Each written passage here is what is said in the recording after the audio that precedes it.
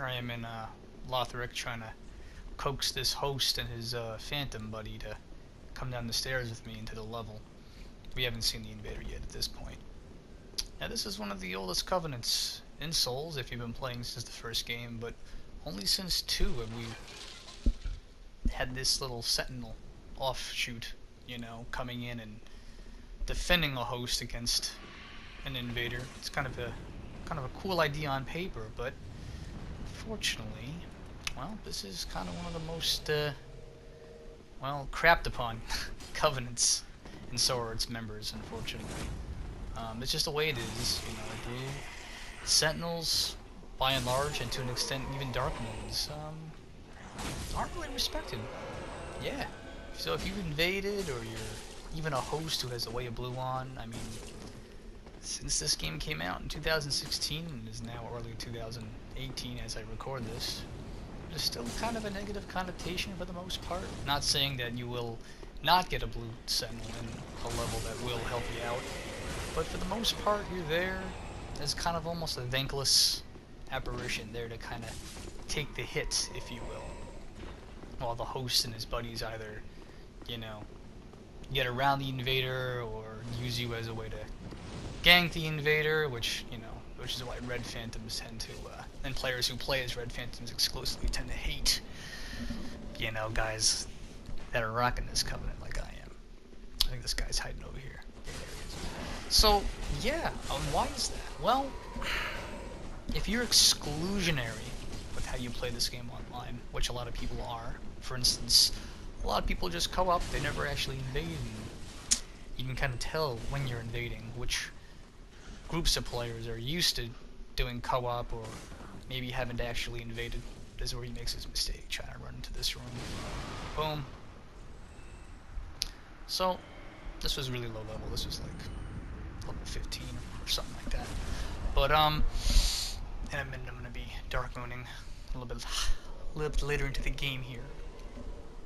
But yeah, I mean, why is that? Why is it the blue spirit just kind of crapped upon? Well, it's, you know, 9 times out of 10, what happens? The blue spirit gets into the game too late. You die. You die just in time to see, you know, blue sentinel or dark moon coming in to save me. Oh, okay. I came in here in the dungeon and these guys were just kind of chilling. Didn't realize they had dry fingered till I came down the stairs because there's more than one invader down there. But yeah, I mean, blue sentinels are very, very, very, very expendable. You know, Red Phantoms see you, they don't respect you because they see you as two Friestas. You know? So when you actually are invading and you get a blue phantom that comes in that can actually throw down, it's kind of surprising because 9 times out of 10, you know, they're reckless, they make mistakes, and they don't last very long. I can't tell you how many times as a way of blue host I've seen blues come in and then just watch their health bar diminish instantly somewhere in the level, or they're AFK when they come in, or they just get killed by mobs, or the invader simply just crip walks on them. A lot of that has to do with the fact that most people that play this Covenant, I think, and this is just since day 1 in Dark Souls 1, not necessarily Dark Souls 1, maybe more Dark Souls 2, but yeah, they put the Covenant on and they just kind of play the game, and you know, when you get pulled in in whatever state you were. Oh, I almost bite the farm right there. The guys, Wrath of the Gods, almost got me off the edge. Well, yeah, that's really what it is. You have to deal with the fact that if you're pulling a blue in, very few blues come in ready to go. You know, that's really what I think. A lot of the times when they just die right away, or they make a mistake right away, they're just not ready to get pulled in. Now I make a point, if I'm going to put that Covenant symbol there, which you see in the corner, if I put that on, I make a commitment that I'm going to be dark mooning today. We should talk about the differences between dark moons and blue sentinels. So right here, I'm a dark moon, the other blue in here, that got pulled in, is a blue sentinel. Now, we were kind of in this level for a while before the invaders showed up. I don't know where they were hiding, so I started going through while the hosts hung back to kind of kill a lot of the mobs. and the other guy followed me. But you're gonna see what I'm talking about right here. There he goes. Goes somewhere. The invaders just, or if they're, at this point, I didn't know there was more than one invader. Ah, there they are right there. But yeah, that's kind of a stigma the blue phantoms have to bear. You know, they're not going to be respected. And most of the time when you play and you win, it's because the red phantoms or the other enemy phantoms that are in the level aren't going to respect you. So that's usually what happens. I think that's what happened with these two guys right here. This guy right there, you know, stares at me. Point blank range, he's going to throw a firebomb at me. You know. Now I think what might have happened in this situation, and I didn't realize it until after the session had ended, is that I think this phantom, I'm sorry, the host, rather, in this area, was probably intentionally dry fingering, bringing guys in, and then just kind of must have sealed some kind of pact with these two phantoms earlier on before I came in, because they don't seem to attack the host, and the host just kind of hides at the, you know, the bonfire area. This guy was kind of quick. I lost track of him right here. But yeah, get ready for some funny lag in 3, 2, 1. There you go. This is pretty funny. Now, so when I play as a Dark Moon, and I have another blue in there, 9 times out of 10 they're going to be a, you know, blue sentinel. Especially at this level, I'm playing as a level 60 right here. You know, you know, I kind of want to take the lead and show them, listen, this is how you do it. You know, don't rush in. You know, obviously, as I'm saying now, I'm showing you a clip right here of me, kind of proving my point. Sometimes you get pulled in and you immediately take damage to the limit of your host, but my host in this particular instance was so far away from me, I had no idea where they were. So what do I have to do? I go down here, I trigger the hole, and I'm gonna fast forward this a little bit just so you can see what I had to go through before I actually found my host. Okay, so I'm going through the whole level here. Now I don't know where the host is. The mechanics of the game spawn me somewhere in the map. There, I'm starting to see health bars from some kind of fight somewhere else in the level, so I'm trying to scramble over there. You know, I'm gonna have to go through the gauntlet. You know, I'm gonna eat up a couple of S's just getting there. You know, trying to roll past all these fireballs and all this nonsense. And nice over here. So finally I catch up, just in time, because the host and his phantom were having a 2 versus 1, but I think this invader probably would have sealed the deal if I hadn't showed up. Now I missed a plunge here, but I think my presence immediately makes him roll back, and I kind of will catch him there. Which is a short-lived victory for us, because now this happens.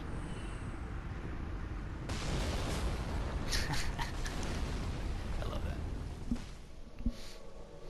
Now sometimes you're going to get pulled in, you're going to be in the swamp, or you're going to be in the post-pontiff area, aka Gang City. And 9 times out of 10 when you come into these kind of areas, these PvP Covenant free zones, free fire zones, you're going to get hosts that are just there for the PvP. They're not necessarily trying to play the level. They're going to hang around, maybe with 1 or 2 allies, sometimes not.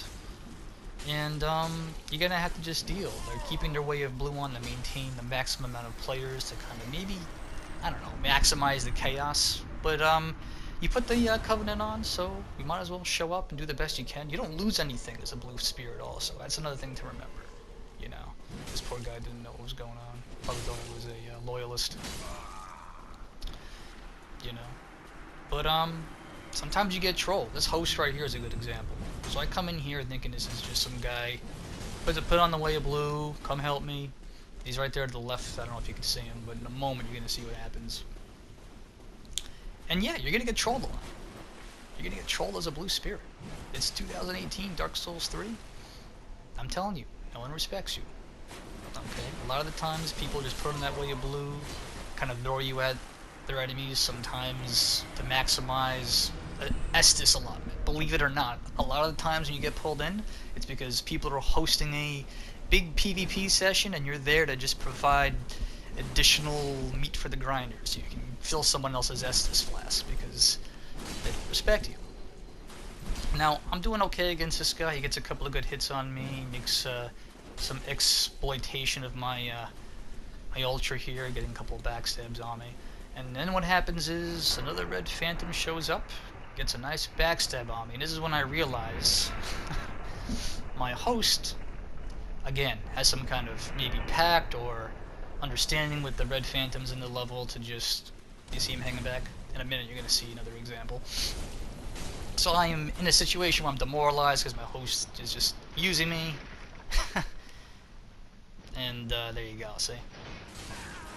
So, if I lose this one, I make some mistakes, this guy's going to rock me right here. You know, I get some good hits in, but he knows how to handle my ultra pretty well. And you're not going to win them all. You're going to die a lot.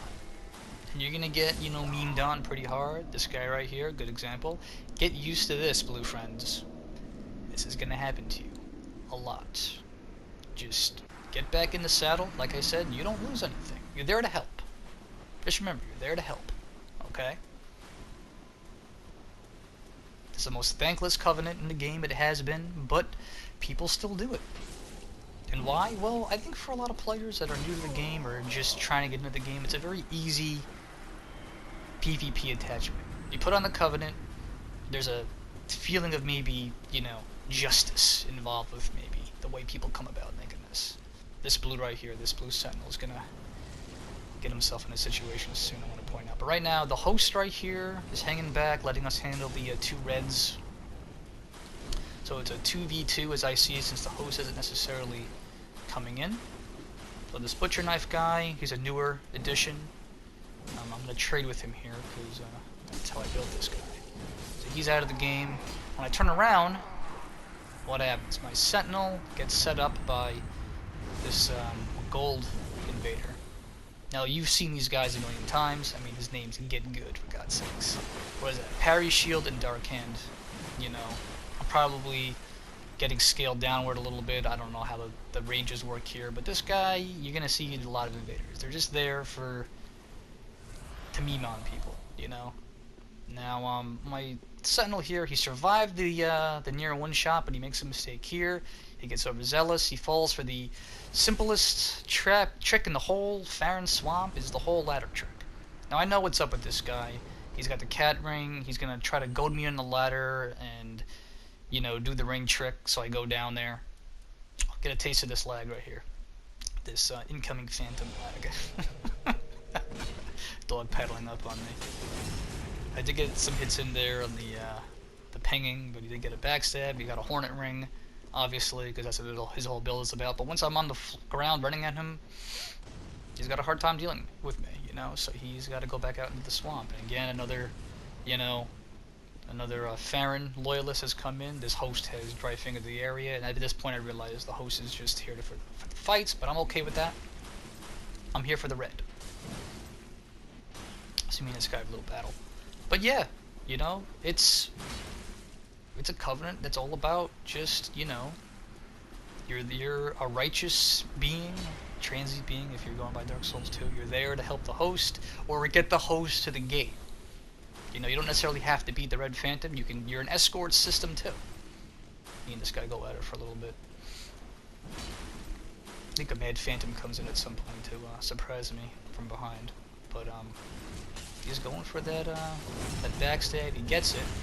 Now without some trading, that honestly I took the better edge of that one. Purple Phantom comes in. Now this host is pretty adept. I don't have to worry about him. I'm not defending him against his level, so we can get to the boss. That's a situational, you know, thing. He's here to mess up loyalists and fight reds. So I'll stick around for as long as I can and get my ears. Yeah, I trick Parry Lord over here with a mix-up of one-hand, two-hand, holding the R2s. Now he's gonna run away, you know, and try to pull a ladder trick on me. The host kind of just sneaking in, not trying to interrupt our one-on-one, but this red guy wants to get his parry. He wants to get his meme. And of course, I can't get him before he gets to the ladder, so I'm gonna have to do the only thing I can, and trip his trap intentionally. Switch to the cat ring so I don't die, and I'm just banking the fact that I'll make it. But yeah, you know, you're gonna have to just get used to the PvP, blue friends. You know, honestly, if you want to get good at being a blue sentinel, you're gonna have to invade.